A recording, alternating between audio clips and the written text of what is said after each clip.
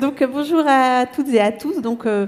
bonjour à ceux qui, comme moi, ont vécu la guerre froide et s'en souviennent. Et puis bonjour aussi aux élèves de première qui, eux, n'ont pas connu la guerre froide, qui connaissent peut-être une nouvelle guerre froide. Ça fera peut-être partie des questions que vous me poserez à la fin de cette présentation. Alors,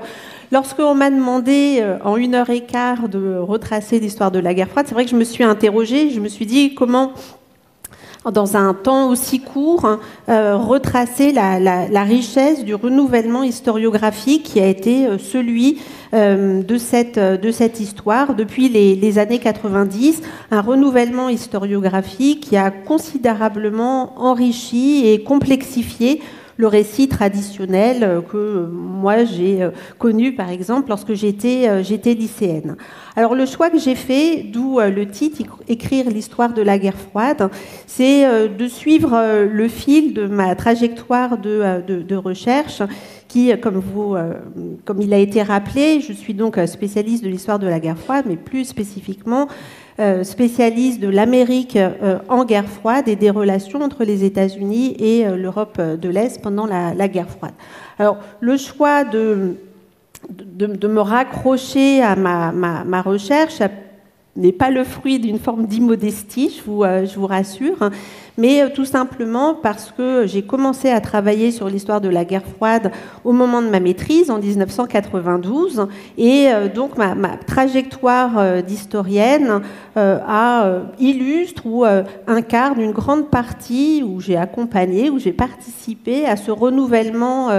historiographique et c'est ce que je voudrais vous présenter aujourd'hui. Alors, je ne suis évidemment pas la seule historienne française à travailler sur l'histoire de la guerre froide. Donc, au fil de ma présentation, je rappellerai les travaux d'un certain nombre d'autres historiens en insistant sur les historiens français qui ont travaillé et publié en français. Si jamais vous êtes intéressé et vous avez envie de lire leurs travaux. Et l'autre élément, puisque je choisis comme fil directeur ma recherche, évidemment, il y a des éléments de cette histoire de la guerre froide que j'évoquerai moins. J'évoquerai moins l'histoire de l'Europe occidentale dans la guerre froide. Donc là encore, je suis ouverte à des questions là-dessus. Et pour être très honnête, les questions de défense ne sont pas non plus la thématique que j'aime le plus. Donc j'ai choisi aussi de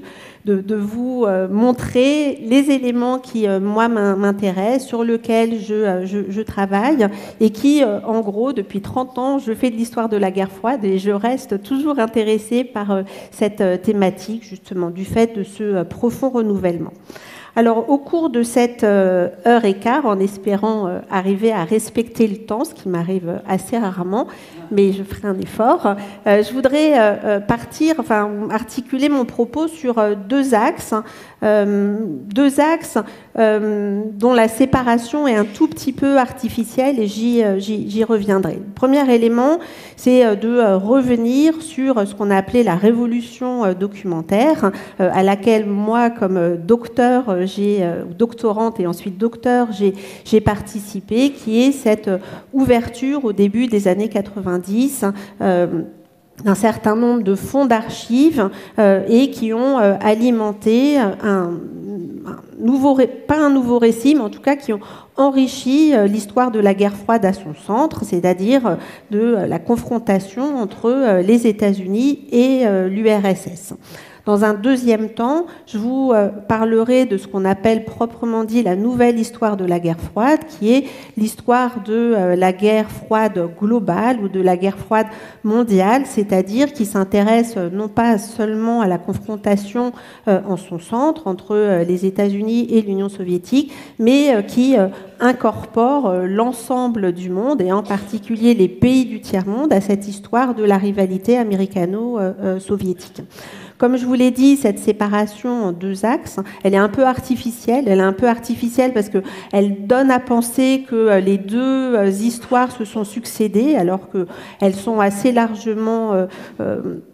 menée de manière simultanée, et puis l'autre élément, elle les sépare un peu trop artificiellement. Et évidemment, l'approfondissement de l'histoire de la guerre froide à son centre, elle nourrit l'histoire mondiale de la guerre froide, et inversement, mais voilà, c'est juste par souci de clarté que je vous ai proposé se dérouler en deux axes. Alors, le premier élément, c'est donc de revenir sur cette guerre froide dans son centre, la confrontation entre les Américains et les Soviétiques, et comment dans les années, à partir des années 90, elle s'est profondément renouvelée grâce à cette révolution documentaire. Alors cette révolution documentaire, j'ai mis sur ma diapo des guillemets parce qu'elle est contestée par un certain nombre d'historiens, elle est contestée par un certain nombre d'historiens qui soulignent que notamment du côté occidental, il y avait déjà pas mal de choses et pas mal de fonds d'archives qui étaient disponibles. Elle est aussi contestée parce que tout n'a pas été ouvert, évidemment, notamment du côté soviétique, puisque les Russes, dans les années 2000, ont ouvert un certain nombre de fonds d'archives, mais ont toujours eu une conception très extensive de la notion de secret, et donc certains fonds sont restés fermés. Et puis, à partir de 2009, les fonds d'archives russes se sont progressivement refermés. Le dernier élément qui fait que l'idée de révolution documentaire, elle est aussi critiquée par certains historiens, mais voilà, par facilité, je vais l'utiliser, c'est que dans les années 90, elle a parfois suscité une sorte de foi que tout allait être révélé et que grâce à l'ouverture des archives, en particulier des archives russes, on allait tout connaître de la guerre froide. Et donc, notamment, je vous ai mis la couverture de cet ouvrage de 1997. John Gaddy, c'est un très grand historien américain, spécialiste de la guerre froide. Et en 1997, justement, en rassemblant les travaux qui ont été rédigés à partir des fonds américains et des fonds soviétiques, il dit, voilà, maintenant, on sait tout de la guerre froide et on ne sait évidemment pas tout de la guerre froide, non seulement parce que toutes les archives ne sont pas ouvertes, mais aussi parce que les historiens, ils changent leurs objets de recherche. Et donc, il y a encore beaucoup de choses, heureusement, à connaître sur l'histoire de la guerre froide. À propos des archives, je vous ai mis là 2 dates, malgré tout, qui sont importantes pour comprendre cette révolution documentaire, même si, ou archivistique, même si on peut en mettre des guillemets, vous l'avez bien compris. C'est la loi russe sur les archives de 1993, qui va donc aligner la politique russe sur les lois des archives européennes, donc notamment avec la règle des 25 ou des 30 ans, mais vous l'avez bien compris, avec cette conception parfois assez extensive du secret qui font qu'un certain nombre d'archives, y compris dans les années 90, n'ont pas été ouvertes et n'ont pas été accessibles aux chercheurs. Du côté américain, il y a une date qui est importante et qui est donc notamment importante pour moi, doctorante, à cette époque-là.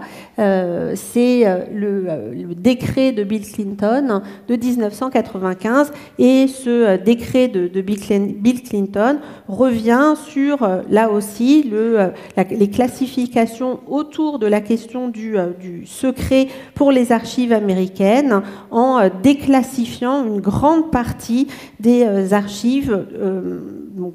classé secret ou top secret pour toute la période de la guerre froide. Et donc moi j'ai bénéficié de ce décret de 1995 et je vous expliquerai comment. Pour ceux que ça intéresse, cette révolution documentaire, et donc notamment du côté du bloc de l'Est, a nourri un projet qui est un projet que j'ai indiqué sur la diapositive. C'est le Cold War International History Project de 1991. J'ai mis le lien, mais je ne sais pas à quel point ou comment je peux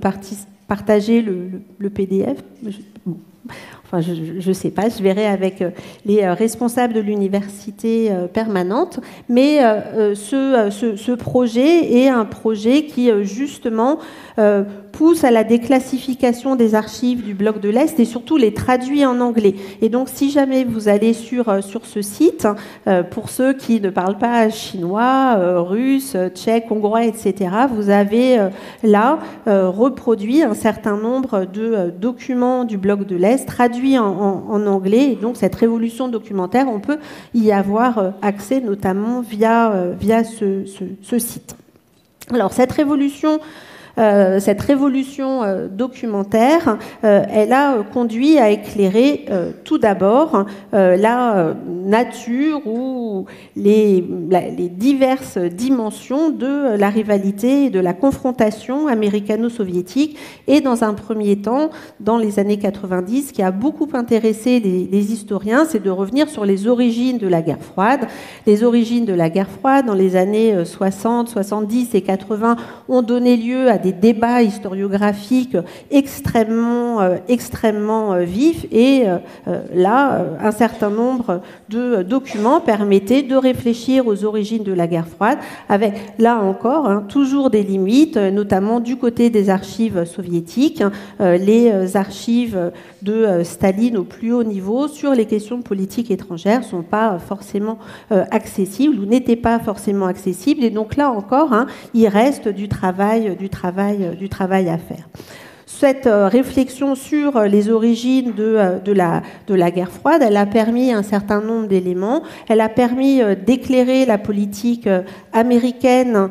au lendemain de la Seconde Guerre mondiale, une politique américaine qui était qualifiée, donc notamment par ce très grand historien américain spécialiste de cette période-là, d'une politique de prépondérance, c'est-à-dire que la politique des États-Unis au lendemain de la Seconde Guerre mondiale, mais en fait déjà pendant la Deuxième Guerre mondiale, c'est de rejeter l'isolationnisme, qui a été une des grandes caractéristiques de la diplomatie américaine depuis la création des États-Unis, et de faire des États-Unis une puissance mondiale, et non seulement une puissance mondiale, mais la première puissance mondiale. Donc cette stratégie de prépondérance, elle est largement documentée par les archives qui sont ouvertes dès la fin des années 80. Vous voyez par exemple que cet ouvrage de Melvin Leffler, il date de 1992, et elles vont être encore nourries par les archives qui vont s'ouvrir dans les années 90. Du côté soviétique, les archives qui ont été ouvertes, toujours sur les origines de la guerre froide, elles vont permettre de montrer que Staline a un certain nombre de priorités, qu'il va poursuivre ces priorités d'une manière extrêmement méthodique. Parmi ces priorités, il y a évidemment la domination de l'Europe de l'Est, considérée comme une sorte d'extension et de glacis protecteur. Vous connaissez peut-être les travaux de Sabine Dulin, qui est une historienne spécialiste de l'Union soviétique et qui parle de frontières épaisses à propos de l'Union soviétique. Et donc, on voit cet objectif extrêmement clair de la part de Staline, de poursuivre cette priorité, la construction du bloc de l'Est, la domination de l'Europe centrale et orientale, qui va devenir donc Europe de l'Est, la priorité donnée à la reconstruction et la priorité aussi donnée pas forcément au contrôle immédiat de l'Allemagne, mais en tout cas à l'abaissement de la puissance allemande pour éviter une résurgence du revanchisme allemand, pour reprendre l'expression de l'époque. Par-delà ces priorités, ce que les historiens vont montrer, donc là encore, vous allez voir que je vais vous montrer beaucoup ou essentiellement des couvertures d'ouvrages pour suivre ce fil conducteur de l'historiographie et de l'écriture de la guerre froide. Donc cet ouvrage de 1997 rédigé par Zubok et Pleshakov sur cette histoire de la guerre froide du côté du Kremlin, est un ouvrage tout à fait passionnant et toujours extrêmement utile. Ce que les historiens spécialistes de l'Union soviétique vont montrer qu'il y a ces priorités, mais que pour réfléchir aux objectifs plus larges, aux motivations de Staline, Staline poursuit en réalité essentiellement un objectif qui est un objectif de puissance et de grande puissance, enfin de puissance et plutôt de grande puissance. Et donc, vous avez une politique dans laquelle l'idéologie communiste ou socialiste est plus un instrument qu'un moteur, et une politique qui est une politique relativement pragmatique et réaliste, c'est-à-dire que Staline mène ce qu'il appelle, et vous apprécierez la contradiction des termes, un expansionnisme défensif, donc au-delà de ses priorités qui sont essentiellement, vous l'avez bien compris, l'Allemagne et l'Europe de l'Est. Et cet expansionnisme défensif, lorsque les Américains s'engagent et bloquent cet expansionnisme défensif, vous avez une politique donc plutôt pragmatique de retrait. Donc c'est aussi intéressant parce que on le voit bien, vous avez deux grandes puissances qui sont en effet dans une logique de confrontation et qui poursuivent des objectifs qui sont des objectifs géopolitiques, de rivalité entre deux grandes puissances. Et donc, autour des origines de la guerre froide, il y a pas mal de choses qui ont été écrites dans les années 90 et 2000. Je vous le dis, il y aura sûrement d'autres choses à écrire en fonction des ouvertures éventuelles des archives, mais ça a occupé dans les années 90 beaucoup d'historiens. Toujours sur cette question des relations américano-soviétiques au début de la guerre froide, j'avance un tout petit peu dans la chronologie et j'en viens à ma thèse que j'ai soutenue donc en 2000 et publiée chez Talandier en 2004. Alors, l'autre élément important de cette révolution documentaire, et donc notamment du côté des Américains, c'est donc de passer le cap des origines de la guerre froide et d'explorer ce qu'on a appelé la politique de containment ou d'endiguement, dont vous avez évidemment tous entendu parler et qui se met en place officiellement à partir de la doctrine Truman de mars 1947. L'ouverture des archives américaines à partir de 1995, elle va permettre de jeter un autre regard sur cette politique de containment américain qui est donc mise en place à partir de 1947 et notamment ce que les archives vont montrer, c'est que cette politique de containment, elle porte très mal son nom, c'est-à-dire que, en gros, de 1948 à 1955-56, c'est pas du tout une politique de containment, c'est-à-dire d'endiguement de la puissance soviétique que les États-Unis mettent en place, mais c'est bien une politique de refoulement de l'influence soviétique et en particulier en Europe de l'Est. C'est-à-dire que à partir de 1948, et c'était donc l'objet de ma thèse à partir de l'exemple tchécoslovaque. À partir de 1948, les États-Unis vont mener une politique de déstabilisation du bloc soviétique, une politique donc offensive avec l'espoir d'arriver à détacher un des satellites du bloc soviétique. Alors évidemment, nous, on sait à quel point ces espoirs de libération de l'Europe de l'Est sont illusoires. C'est pas malheureusement au début des années 50 que l'Europe de l'Est va gagner son indépendance à l'égard de l'Union soviétique. Mais vraiment, à la fin des années 40 et au début des années 50, vous avez cette politique offensive. Et moi, pour ma thèse, j'avais interviewé un certain nombre d'acteurs de cet appareil gouvernemental dédié à la déstabilisation des régimes est-européens et qui m'expliquaient que lorsqu'ils sont rentrés dans cet appareil gouvernemental destiné à mener la guerre psychologique ou la guerre politique contre le bloc de l'Est, ils étaient persuadés de se retrouver au chômage au bout de quelques années, tellement ils avaient foi dans cette capacité des États-Unis, mais aussi des populations est-européennes à secouer la domination communiste et la domination soviétique. Et donc moi, je travaillais sur la Tchécoslovaquie parce que la Tchécoslovaquie était considérée comme l'élément le plus faible du bloc de l'Est, du fait de ses traditions démocratiques, puisque la Tchécoslovaquie, créée en 1918, était une vraie démocratie jusqu'à la Seconde Guerre mondiale. Et du fait de cette tradition démocratique, les États-Unis étaient persuadé que la Tchécoslovaquie serait le premier pays à se soulever contre la domination communiste et la domination soviétique. En 1956, vous le savez, c'est la Hongrie et la Pologne qui se soulèvent, et c'est un grand choc d'ailleurs pour tous ces animateurs de la guerre politique ou de la guerre psychologique menée contre le bloc de l'Est de voir que la Tchécoslovaquie, elle, reste toute calme en 1956. Alors je ne suis pas la seule à avoir profité de l'ouverture de ces archives pour documenter cette politique offensive de déstabilisation de l'Europe de l'Est durant ce qu'on appelle la guerre froide chaude, et je vous ai mis à l'écran d'autres ouvrages qui appuient cette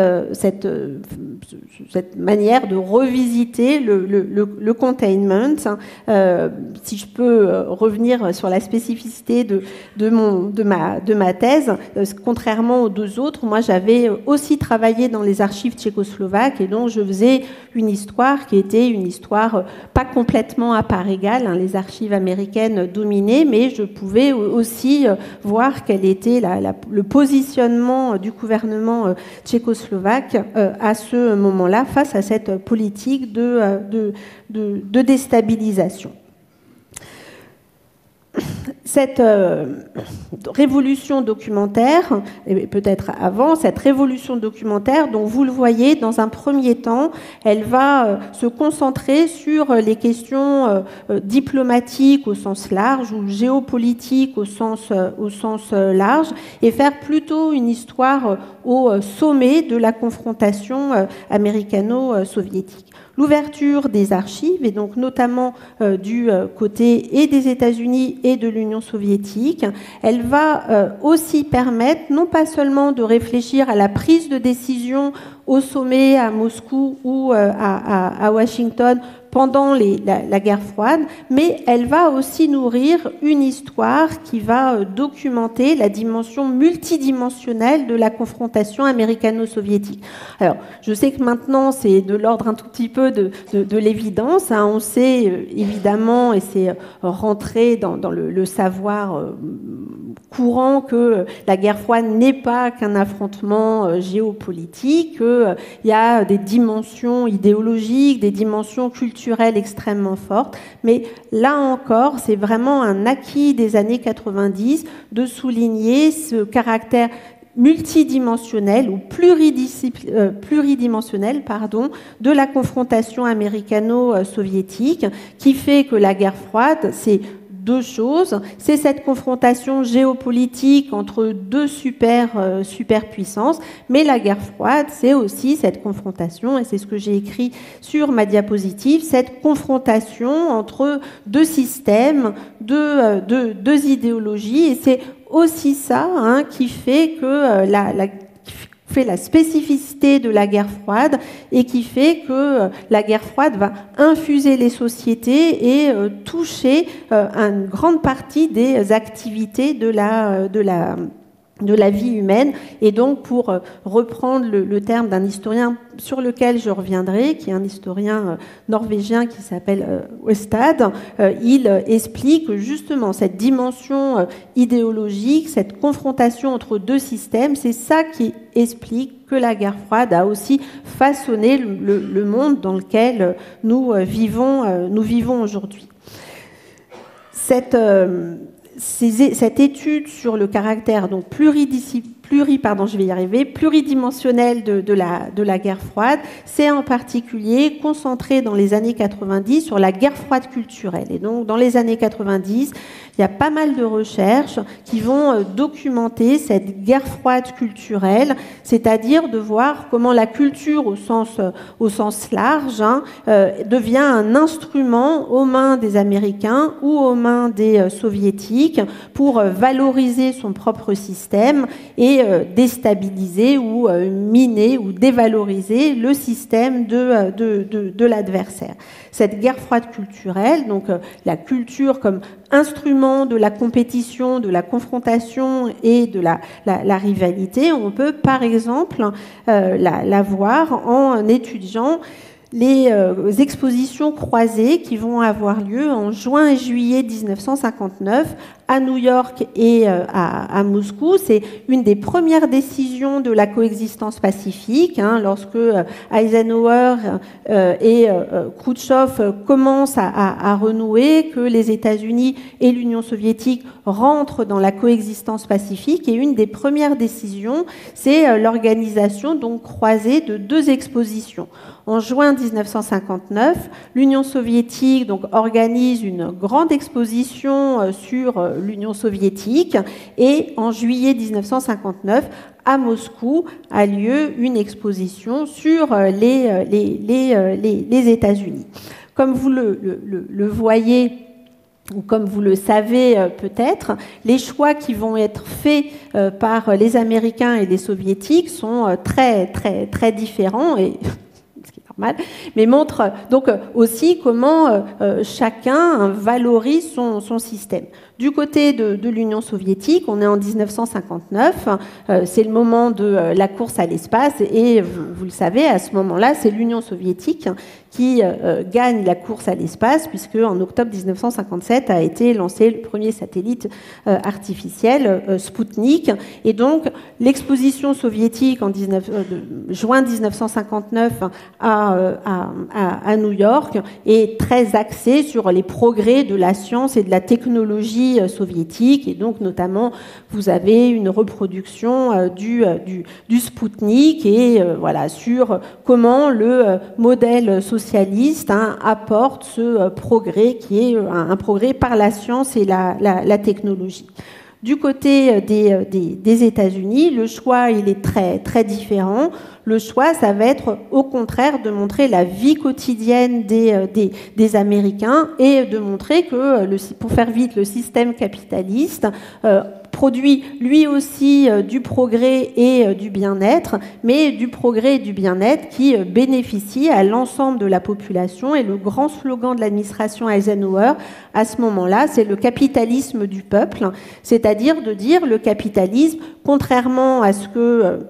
le marxisme dit, ne conduit pas à une lutte des classes et à l'oppression des dominants sur les dominés, mais le capitalisme génère un bien-être qui conduit à effacer les classes sociales, et c'est donc ce slogan du capitalisme du peuple. Et vous le savez peut-être, un des éléments importants de cette exposition américaine de 1959, c'est les cuisines, et qui justement montrent comment la technologie, le progrès technologique, il n'est pas mis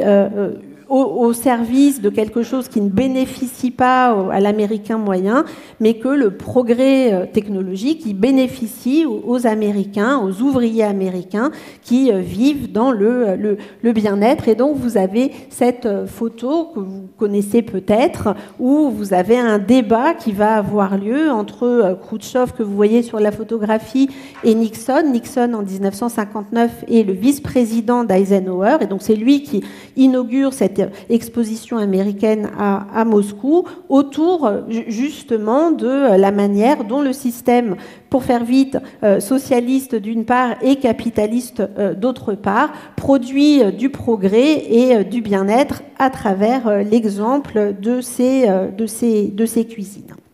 La guerre froide culturelle, donc de réfléchir à la culture comme instrument de la guerre froide, va évoluer dans les années 2000, notamment sous l'effet de ce qu'on appelle l'histoire transnationale ou l'histoire connectée, qui réfléchit aux circulations, aux points de connexion entre différents espaces, et notamment aux circulations et aux interactions, aux points de connexion entre l'Est et l'Ouest. Là encore, j'ai participé à rassembler un certain nombre, avec Sandrine Cotte, de recherches qui documentaient cette approche transnationale de la culture en guerre froide, avec ce numéro spécial de la revue 20e siècle qu'on avait co-dirigé toutes les deux, et qui s'appelait le bloc de l'Est en question, et qui notamment justement s'interrogeait sur les effets de ces circulations entre l'Est et l'Ouest, notamment sur le plan culturel. Je vous ai mis une autre couverture d'un ouvrage qui lui aussi fait un peu date dans cette histoire transnationale de la culture de guerre froide qui date de 2015 et qui, vous le voyez, cherche à faire une histoire croisée, une histoire mêlée de l'Europe par-delà le rideau de fer. Alors, qu'est-ce que cette histoire transnationale ou cette histoire connectée, elle va faire à l'histoire de la guerre froide? Elle va montrer en fait que la culture peut être à la fois un élément, et vous l'avez bien compris avec par exemple l'exemple des expositions, peut être un élément de la compétition, de la rivalité, de la confrontation entre les Américains et les Soviétiques ou entre les deux systèmes, mais que la culture, elle est aussi en même temps un facteur de rapprochement et un facteur de dépassement de la logique de guerre froide. Et donc, lorsqu'on prend par exemple, comme poste d'observation la culture, on va voir que oui, c'est un instrument de la guerre froide, un élément de confrontation, destiné à valoriser le modèle de l'un et miner le modèle de l'autre, mais que la culture, c'est aussi, par ses circulations, par ses mises en contact, un élément de rapprochement et de coopération.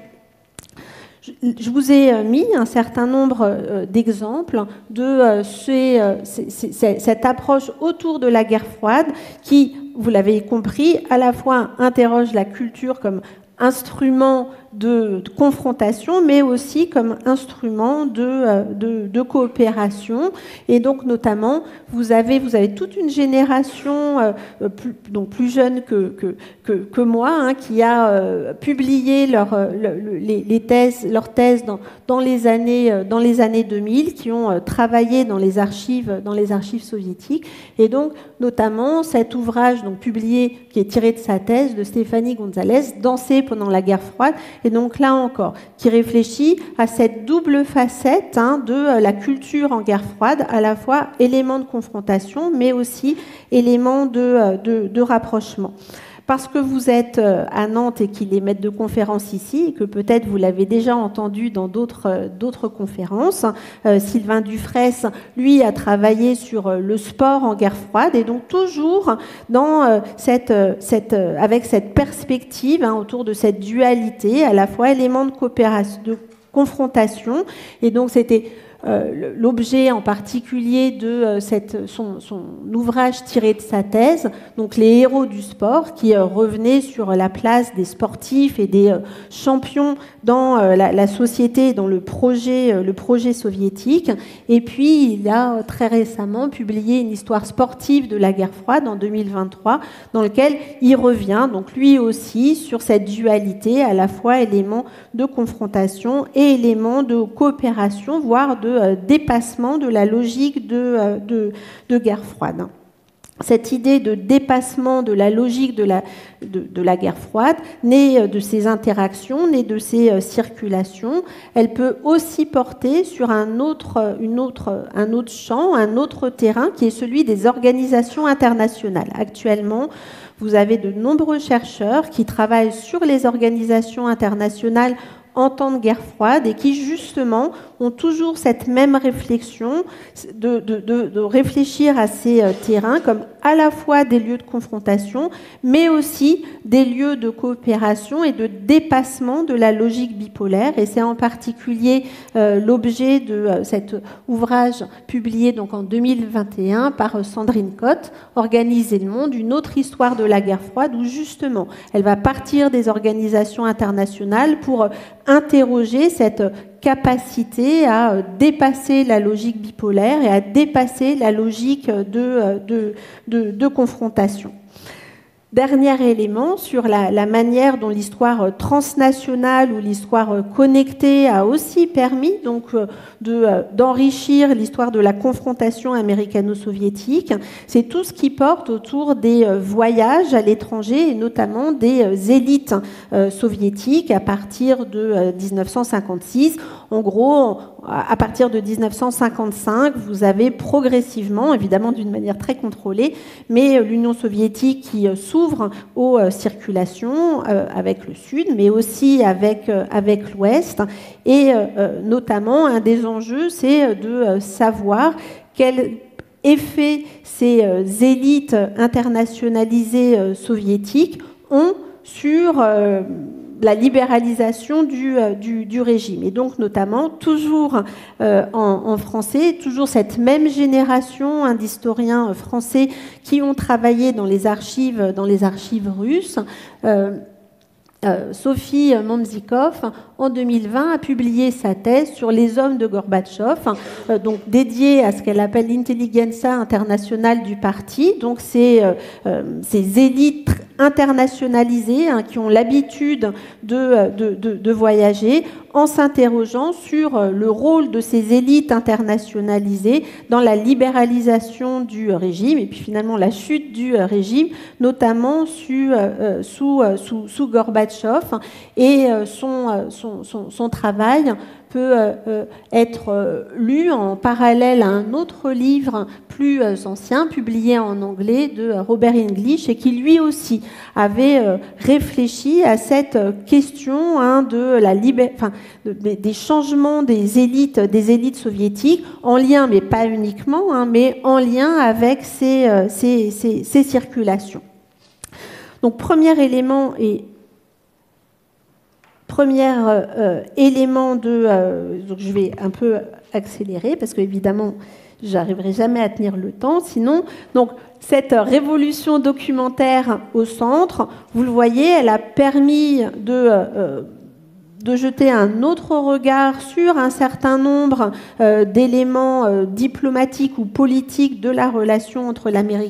les Américains et les Soviétiques, et elle a aussi, surtout, permis de documenter la dimension pluridimensionnelle de la rivalité américano-soviétique. Peut-être un peu rapidement, parce que sinon je n'arriverai pas à terminer. L'ouverture des archives, elle a aussi permis, du côté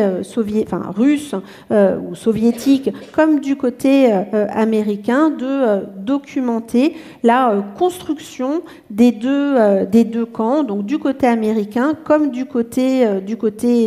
soviétique. Des archives, donc je reviens tout petit peu en arrière, ces archives qui sont déclassifiées en 1995, elles vont révéler les structures ou les réseaux secrets aux États-Unis de ce qu'on appelle le National Security State. Donc ce National Security State, c'est les structures, c'est l'appareil d'État qui se met en place au début de la guerre froide. Et pourquoi on parle de National Security State? Parce qu'il se met en place en lien, pas uniquement, mais en lien avec la loi sur la sécurité nationale qui est adoptée par l'administration Truman en 1947. Et cette loi sur la sécurité nationale, elle est très importante dans l'histoire des États-Unis de guerre froide, puisqu'elle conduit à la création d'un certain nombre d'organisations qui existent toujours, le Conseil national de sécurité, la CIA, ou le département de la Défense, enfin entre 1947 et 1949,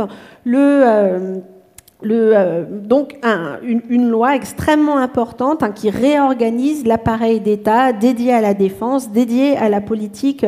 étrangère.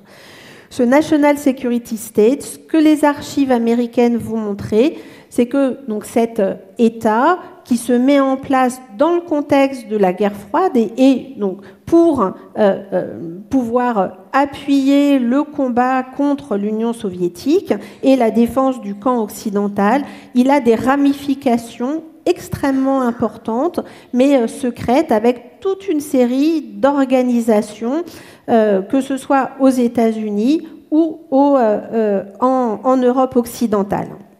Notamment parmi les organisations, vous le savez peut-être, parmi les organisations qui ont été financées donc secrètement par la CIA au début de la guerre froide, Il y a par exemple le Congrès pour la liberté de la culture et la revue Preuve, dans laquelle Raymond Aron, par exemple, écrivait très régulièrement. Et ce Congrès pour la liberté de la culture, qui visait à rassembler les intellectuels ouest-européens non communistes, était secrètement financé par la CIA.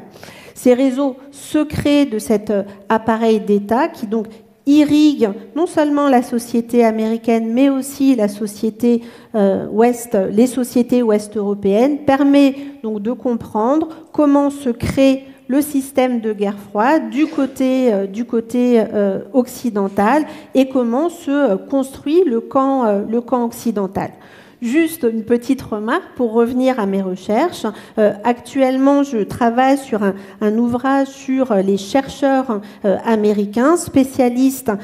du bloc soviétique. Donc, pour faire vite, c'est caricatural, mais pour faire vite, les soviétologues. Et je réfléchis à partir des archives, et donc notamment de leurs archives privées ou des archives de leurs financeurs ou des universités, à justement la manière dont les universités et ces universitaires vont négocier pendant la guerre froide ce qu'ils estiment être une forme de compatibilité entre l'indépendance de la recherche ou la liberté académique et le service de l'intérêt national, c'est-à-dire d'aider leur pays dans le combat contre l'Union soviétique. Donc je suis actuellement, ça va pas très vite, mais je suis donc en train de rédiger cet ouvrage qui va paraître aux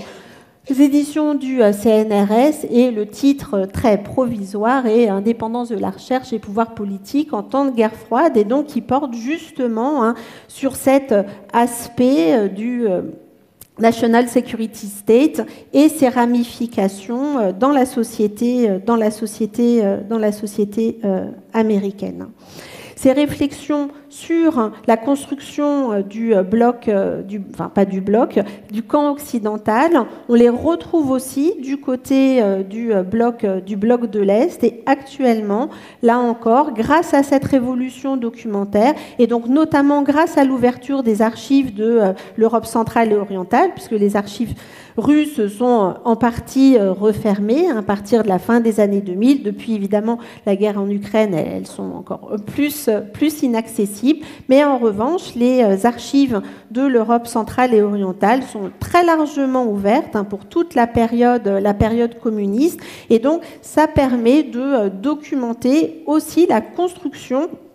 du bloc de l'Est et du camp soviétique. Et actuellement, vous avez un certain nombre d'historiens qui interrogent justement la manière dont ce bloc de l'Est s'est construit. Alors, évidemment, il ne s'agit pas de dire que les pays d'Europe de l'Est étaient pleinement indépendants et pleinement autonomes. Ils agissent de manière très contrainte, mais malgré tout, vous avez des historiens qui se penchent en détail sur les organisations du bloc soviétique en essayant justement d'évaluer le fonctionnement de la soviétisation de ces pays, mais aussi d'évaluer la marge de manœuvre que parfois les pays d'Europe de l'Est peuvent acquérir au sein de ces organisations transnationales. Et donc là encore, je vous ai mis deux exemples de ces recherches qui sont très typiques de ce renouvellement de la guerre froide au centre, autour des organisations transnationales du bloc soviétique. Un ouvrage qui est publié, déjà un peu ancien, mais qui est donc publié en 2005 sur le pacte de Varsovie, en justement s'interrogeant sur le pacte de Varsovie comme un vecteur de soviétisation du secteur de la défense, mais en s'interrogeant aussi sur la marge de manœuvre des partenaires est-européens au sein de cette alliance militaire. Et deuxième exemple, le travail rédigé par Simon Godard en 2021 sur le CAM, le Conseil d'assistance économique mutuelle, donc l'organisation qui structure sur le plan économique le bloc soviétique. Et donc là encore, une recherche dans les détails pour comprendre les rouages de cette organisation et réfléchir à d'éventuelles marges de manœuvre ou phénomènes de multilatéralisation au sein de cette organisation. J'ai donc fini cette première partie en vous montrant comment cette révolution documentaire, elle a conduit, et j'espère vous l'avoir montré, à un enrichissement de cette approche de la guerre froide au centre. Mais cet renouvellement historiographique, il ne porte pas que sur la guerre froide au centre, c'est-à-dire les Américains, l'Union soviétique et leurs alliés est-européens. Il porte aussi sur... donc il me reste une demi-heure, ça va. Donc il porte aussi sur la guerre froide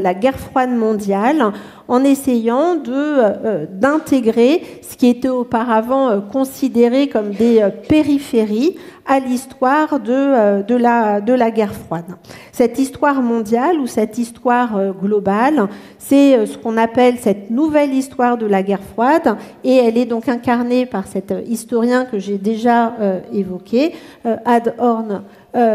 Odd Arne Westad, et qui a publié et qui a été traduit en français dans les deux cas, qui est un peu le père de cette nouvelle histoire de la guerre froide, qui a donc publié en anglais puis traduit en 2007 en français La guerre froide globale, et puis dernièrement qui a écrit une histoire mondiale de la guerre froide en anglais en 2017 et en français, donc cette traduction chez Perrin en 2019. Et vous voyez les dates. L'enjeu notamment de ce deuxième ouvrage, c'est d'insister sur la confrontation entre deux idéologies, entre deux systèmes, et en faisant donc remonter les racines de la guerre froide jusqu'à la fin du 19e siècle. Cette nouvelle histoire de la guerre froide, donc vous l'avez bien compris, qui s'intéresse à la guerre froide, mais à son échelle mondiale, elle conduit à évidemment ne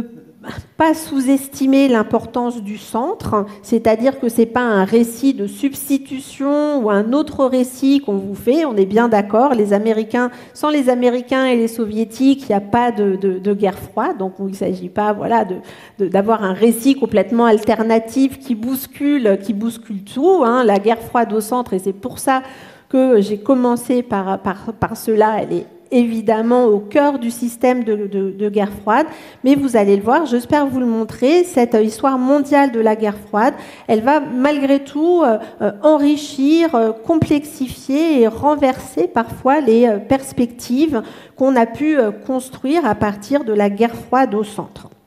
Alors, vous l'avez bien compris, moi je suis une spécialiste de l'histoire de la guerre froide dans son centre. Je travaille sur les États-Unis, sur l'Europe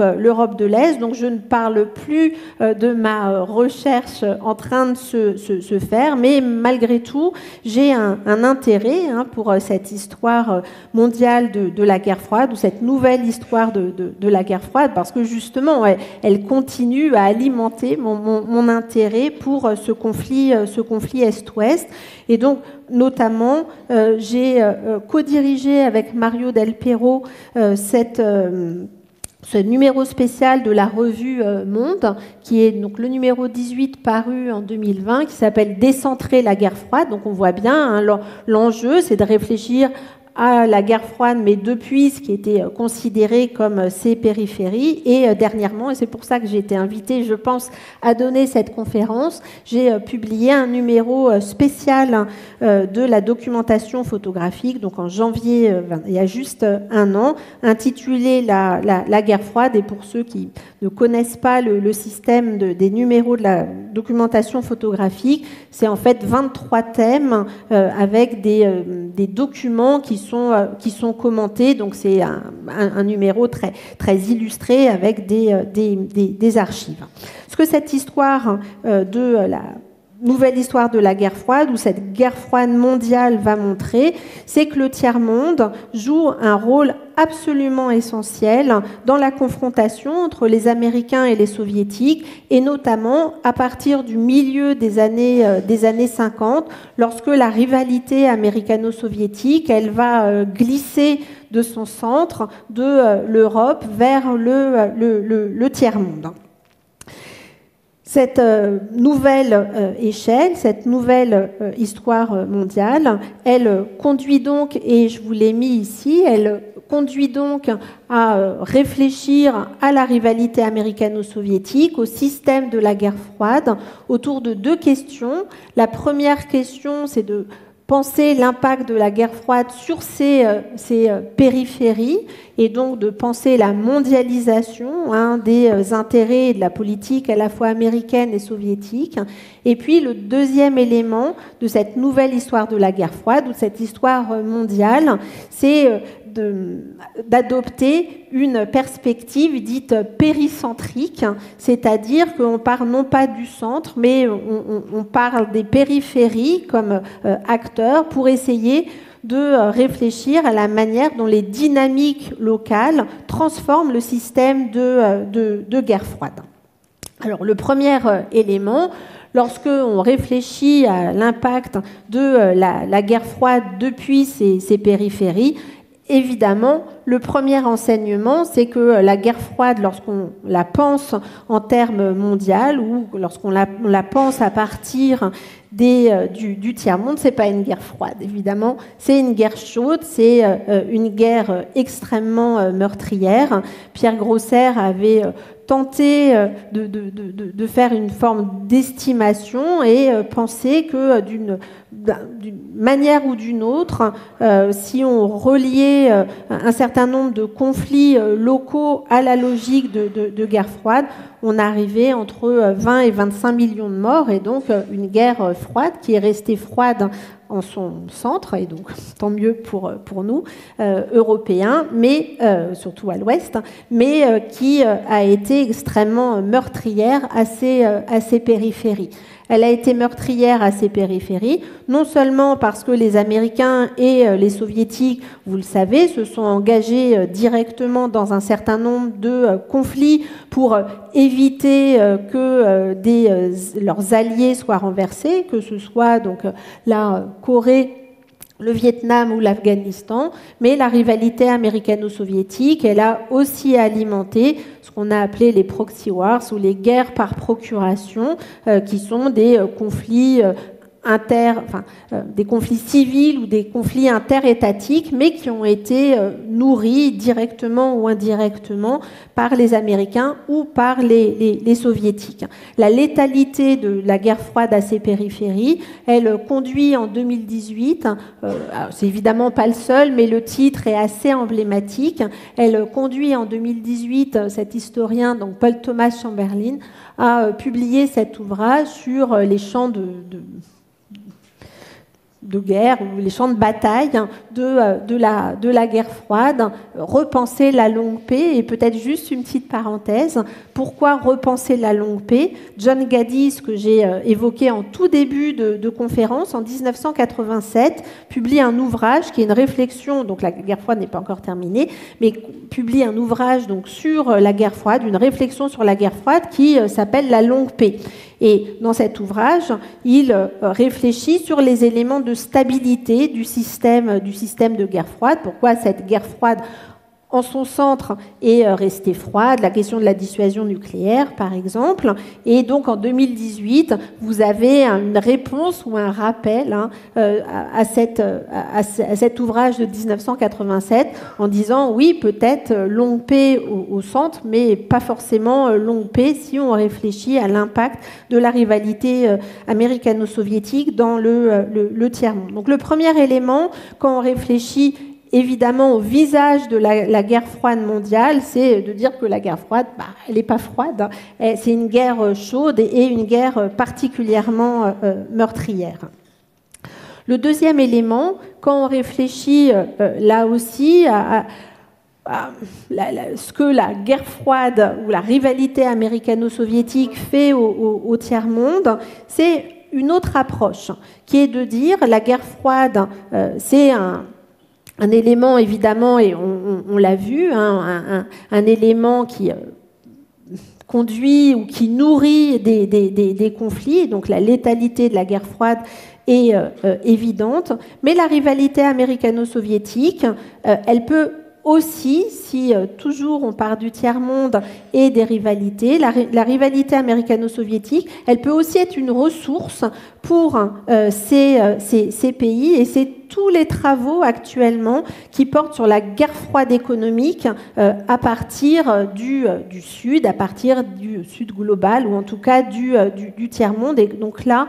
on rentre actuellement, la guerre froide culturelle, ça se fait,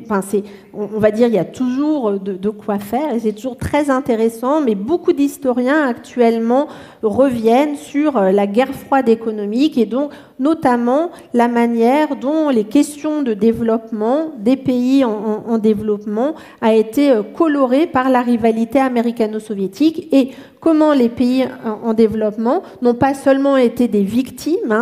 on l'a vu à la diapo précédente, mais comment ces pays ont aussi pu utiliser la rivalité américano-soviétique comme des ressources. Et donc là encore, on retombe sur la dimension idéologique de la guerre froide, la promotion d'un système, et donc offrir de l'aide économique à ces pays en développement, c'est un moyen de montrer que le système capitaliste, pour faire vite, ou que le système socialiste est la meilleure voie pour atteindre la modernité, le progrès et le bien-être. Dans cette histoire globale, ou qui croise histoire du développement et histoire de la guerre froide, l'essentiel des travaux porte sur la politique soviétique, et vous allez voir dans les diapositives qui suivent, c'est-à-dire que cette réflexion sur la guerre froide économique, très largement, elle se nourrit de travaux qui portent sur les relations entre l'Est et le Sud. Alors là encore, je vous ai mis quelques éléments, et notamment les travaux d'un historien qui, donc vous le voyez, enseigne à Oxford, qui s'appelle Alessandro Iandolo, et qui a travaillé sur la politique économique d'aide au développement de l'Union soviétique en Afrique de l'Ouest, à partir donc des indépendances, donc 57 pour le Ghana, 58 pour la Guinée, et puis ensuite le début des années 60, notamment par exemple pour le Mali. Ce qui montre, là encore, en s'appuyant sur des archives soviétiques, et donc la révolution documentaire, elle continue d'irriguer ces travaux. Ce qui montre, c'est qu'à partir du milieu des années 50, pour les soviétiques, vous avez ce glissement de la rivalité avec les États-Unis vers le tiers-monde, et que les autorités soviétiques estiment que ces pays d'Europe de l'Ouest vont pouvoir faire de très bons laboratoires de la modernité socialiste. C'est des petits pays, et donc Moscou et les spécialistes estiment que, voilà, avec pas trop d'investissement, on va pouvoir montrer que la voie socialiste vers le développement et la modernité réussit. Ce que Iandolo montre, c'est que cet investissement, qui est un investissement donc important à partir de la deuxième moitié des années 60, il échoue pour toute une série de raisons que j'ai pas le temps d'évoquer ici, mais vous voyez, ça s'arrête en 64. Au milieu des années 60, les autorités soviétiques sont un tout petit peu déçues des effets de leur investissement en Afrique de l'Ouest, et vont se désengager. Cette idée de faire des laboratoires de la modernité socialiste, elle va aussi irriguer tous les programmes de développement en Asie centrale que l'Union soviétique, et notamment sous Khrouchtchev, met en place. Alors, on en connaît les effets écologiques absolument désastreux, mais vous le savez, lorsque Khrouchtchev arrive au pouvoir, vous avez ce grand projet de développement des terres vierges, de faire pousser du coton en Asie centrale. Est-ce que, par exemple, cet historien, Artemi Kalinovski, montre dans cette ouvrage de 2018 qui porte sur le développement de l'Asie centrale. Ce qu'il montre, c'est que ce développement de l'Asie centrale, c'est un enjeu intérieur pour l'Union soviétique et les autorités soviétiques, mais c'est aussi un enjeu de guerre froide, c'est-à-dire de faire un laboratoire où ensuite on va faire venir des délégations en provenance du tiers-monde pour montrer, mais regardez, la voie socialiste vers le développement, vers la modernité, elle fonctionne, et donc vous avez tout un système de délégation qui se met en place pour montrer à quel point la voie donc, socialiste vers le développement est efficace à travers l'exemple de l'Asie centrale. Je vous mets d'autres éléments, mais tout ça pour vous dire à quel point ces travaux sur les relations Est-Sud, sur la question de la modernisation et du développement sont actuellement très travaillés. Un ouvrage a été en particulier remarqué, qui est celui publié par David Engerman en 2019 sur la guerre économique en Inde. Et donc là aussi, c'est intéressant. Pour revenir très brièvement sur la révolution documentaire, on voit que vous avez des travaux qui s'appuient sur les archives soviétiques, donc russes, mais enfin soviétiques, vous m'avez compris, mais vous avez aussi des travaux qui s'appuient sur des corpus d'archives qui existaient, mais qui, pour l'instant, enfin jusqu'à présent, n'intéressaient pas trop les historiens de la guerre froide. Donc justement, les archives des pays d'Afrique de l'Ouest, par exemple, les archives indiennes. Et donc, vous avez cette enrichissement très très important de cette histoire du développement, donc à travers Engerman et l'Inde, ou autre exemple, cette histoire du développement, et là encore, vous voyez qu'il croise histoire de la guerre froide et histoire du développement, en montrant comment le développement est un vrai enjeu de guerre froide à partir du milieu des années 50. Pourquoi on insiste beaucoup sur la partie soviétique? Parce que l'Union soviétique est précocement engagée dans cette aide au développement. Dans un premier temps, l'administration Eisenhower reste plutôt sur une aide qui est une aide militaire pour faire vite. Et vous le savez sûrement, c'est notamment à partir de Kennedy que les administrations américaines s'engagent en faveur du développement, mais toutes ces politiques en faveur du développement dans les pays du tiers-monde vont être assez largement ruinées par l'image très mauvaise que les États-Unis vont avoir à partir de leur engagement massif au Vietnam. Donc, premier élément de cette histoire mondiale, c'est donc de réfléchir à qu'est-ce que la guerre froide fait dans ces périphéries. Elle tue, mais elle participe aussi de ces différents programmes de développement, et elle alimente les activités à la fois des Américains et surtout des Soviétiques pour promouvoir leur propre modèle dans ce contexte de guerre froide. L'intérêt aussi de cette histoire mondiale de la guerre froide, c'est, et je reviens sur cette idée de perspective péricentrique, c'est de dire, oui, bien sûr, on est d'accord, les Américains et les Soviétiques jouent le rôle majeur dans l'histoire de la guerre froide. Il n'y a pas de guerre froide sans cette rivalité entre les deux pays. Mais dans cette rivalité, les pays tiers, les partenaires juniors, ne sont pas des marionnettes, ne sont pas des objets complètement inertes. Les pays dans lesquels les Américains et les Soviétiques agissent ne sont pas un terrain complètement vierge. Vous avez des dynamiques locales qui sont à l'œuvre, et vous avez des acteurs locaux, et ces acteurs locaux, actuellement, on les pense de plus en plus sous le concept d'ingentivité, ou, pour reprendre, excusez-moi de l'anglicisme, pour reprendre le terme anglais d'agency, qu'est-ce que ça veut dire? C'est-à-dire la capacité d'agir. C'est de dire que entre les mains des Américains et des Soviétiques, les partenaires juniors, pour faire vite, ne sont pas des marionnettes, mais ils ont une capacité d'agir, ils ont une capacité à poursuivre leurs propres objectifs, à influencer les deux grands, à résister aux deux grands et à diverger de chacun de leurs partenaires. Cette approche en termes d'agency, c'est pas nouveau, et je vous ai mis un exemple. Alors, je n'ai pas trop parlé de l'Europe occidentale. Bon, vous comprenez, c'est aussi en fonction de mes propres recherches. Mais par exemple, dès les années 80, vous avez donc l'historien Geert Loendestad, qui publie en 1986 cet ouvrage qui s'appelle L'Empire par invitation. Et en fait, il réfléchit à la manière, aux éléments qui permettent de comprendre comment les États-Unis, au début de la guerre froide, deviennent une puissance européenne. Alors, on sait qu'évidemment, là, pour l'instant,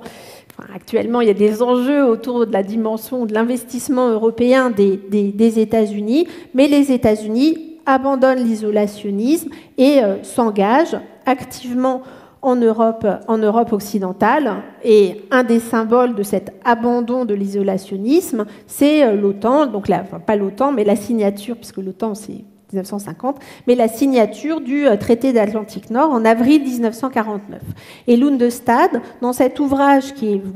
dans cet article de 1986, il parle d'empire par invitation. En gros, il dit, si on veut comprendre la signature du traité de l'Atlantique, si on veut comprendre comment les États-Unis sont devenus une puissance européenne, il faut prendre en compte l'agency, ou en tout cas la politique des alliés ouest-européens, et en particulier la politique menée en 47-48 par les gouvernements français et surtout par le gouvernement britannique autour notamment du ministre des Affaires étrangères qui est Ernest Bevin. Ce que Loendestad montre, et c'est confirmé par évidemment beaucoup d'autres études, c'est que si les États-Unis s'engagent notamment sur le plan militaire dans la défense de l'Europe occidentale face à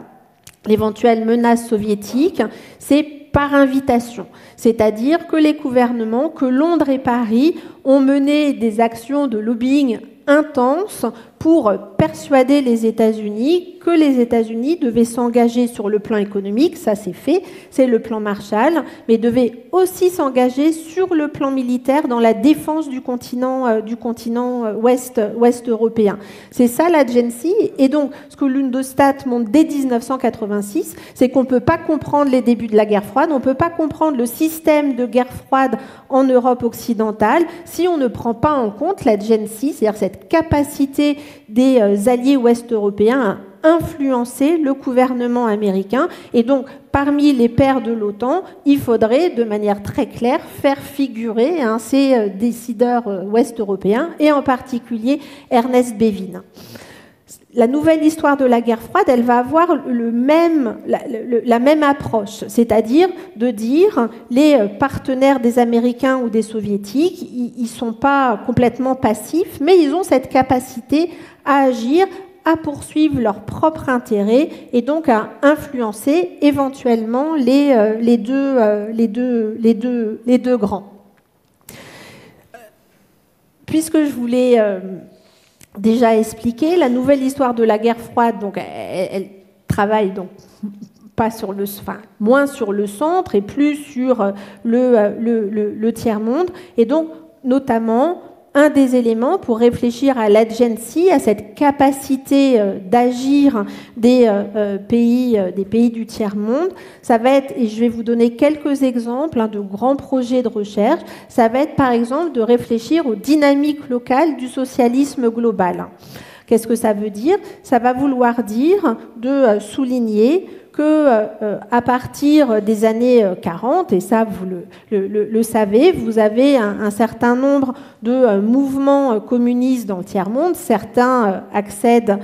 au pouvoir, d'autres non, mais que pour comprendre ce socialisme global, cette arrivée au pouvoir ou cette montée de mouvements socialistes et ensuite de mouvements marxistes, il faut partir des dynamiques locales. C'est-à-dire que ce socialisme global, il n'est pas alimenté par uniquement des activités de subversion de l'Union soviétique, qui pousseraient un certain nombre de mouvements ou de partis, mais il s'inscrit dans les dynamiques locales. Et on peut donner quelques exemples. En 1948, vous le savez sûrement, vous avez en Asie un certain nombre d'insurrections communistes, notamment en Indonésie, mais c'est réprimé assez rapidement, et surtout en Malaisie. Et en 1948, les Américains sont persuadés que ces insurrections communistes dans le tiers-monde, elles ont été manipulées et provoquées par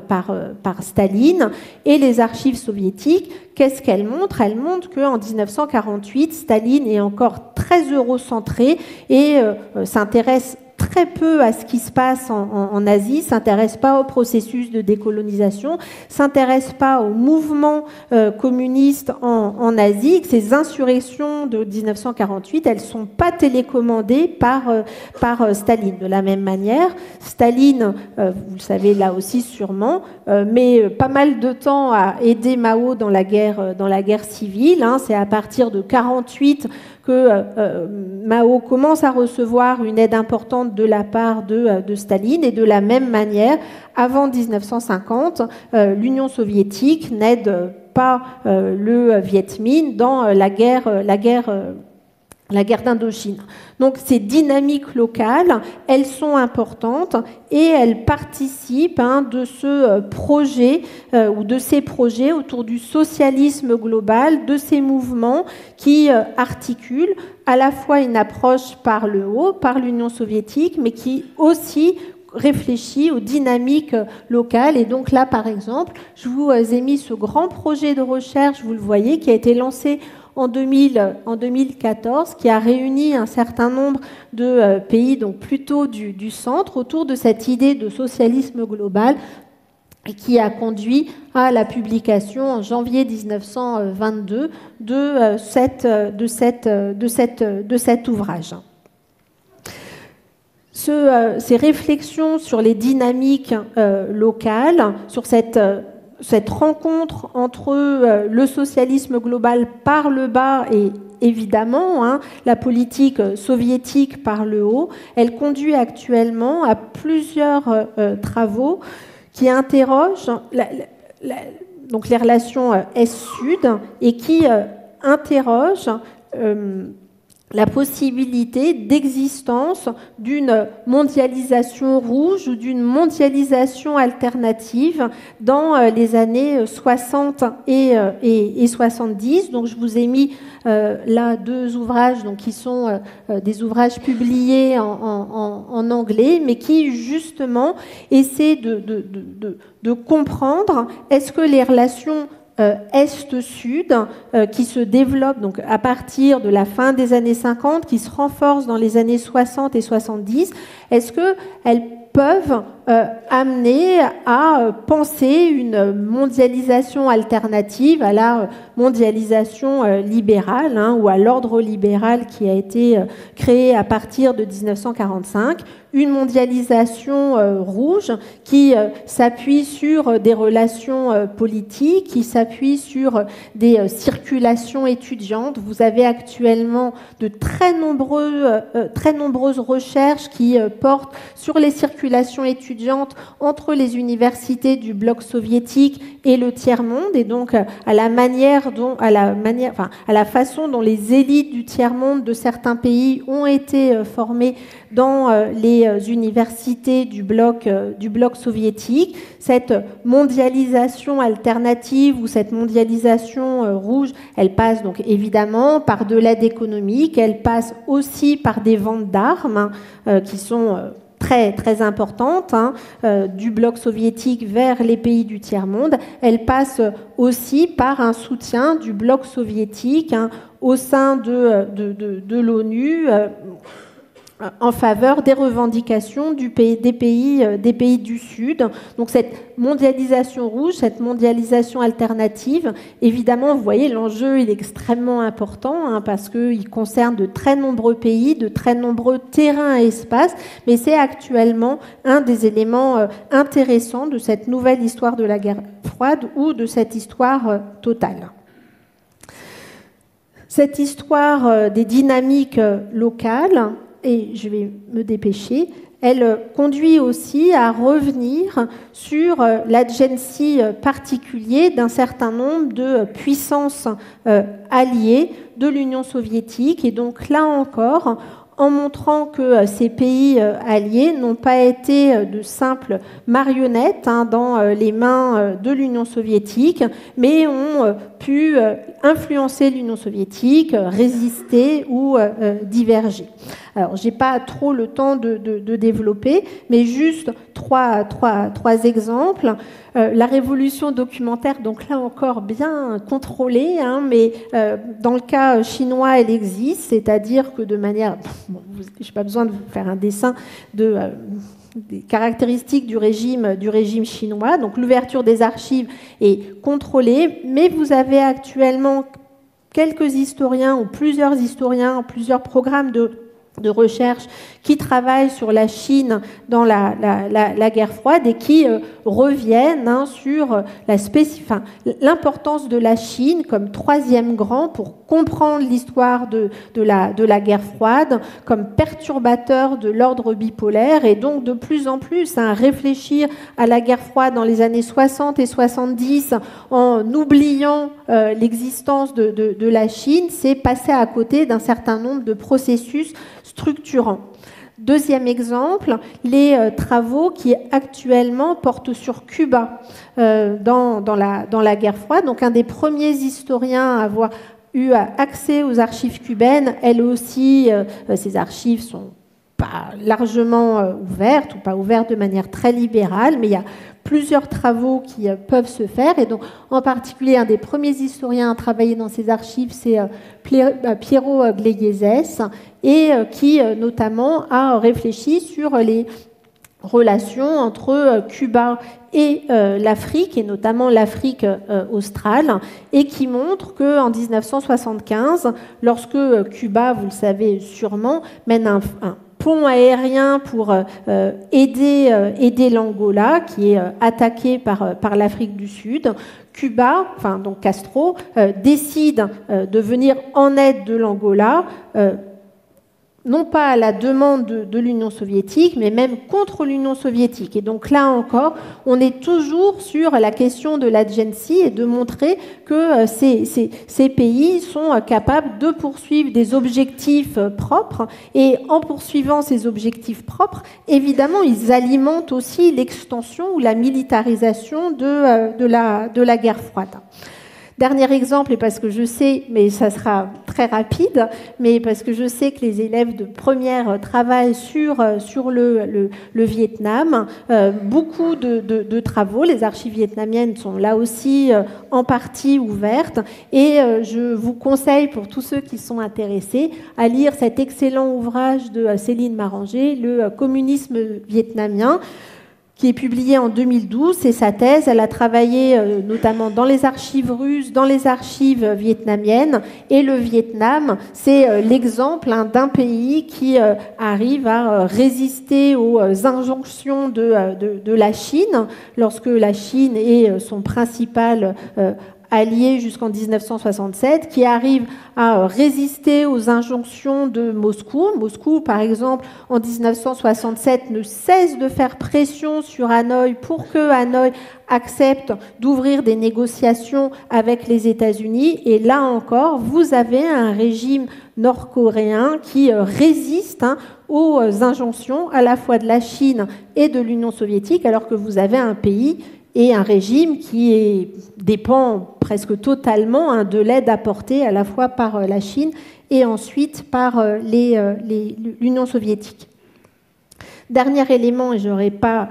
parce que je passe, mais dernier élément rapide, réfléchir à l'histoire mondiale de la guerre froide, c'est aussi réfléchir à une autre périodisation. Il ne s'agit pas de dire que la périodisation classique ne fonctionne pas. Moi, par exemple, vous l'avez bien compris, je travaille sur les circulations scientifiques entre les États-Unis et le bloc soviétique, et donc la périodisation classique, elle fonctionne très bien pour moi. Cette périodisation classique, vous la connaissez, passé, début ou en tout cas officialisation de la guerre froide en 1947, coexistence pacifique en 1956, détente en 1962, guerre fraîche en 1975 et fin de la guerre froide en 1989.